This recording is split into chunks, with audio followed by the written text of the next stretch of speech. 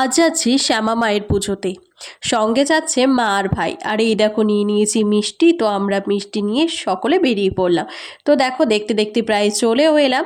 আর এখানে দেখি হচ্ছিল কীর্তন। তো মিষ্টি দিয়ে আমি আর মা একটু বসে বসে কীর্তন শুনছিলাম।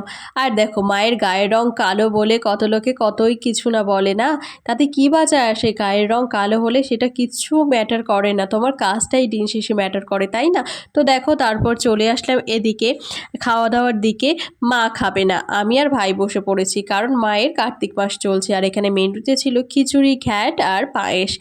তো নিজের কর্মের প্রতি বিশ্বাস রাখো, নিজের প্রতি বিশ্বাস রাখো। আর এইদিকে আমার মাও কিন্তু হরিসভায় একটু তাল মিলিয়ে নাচ করছিল।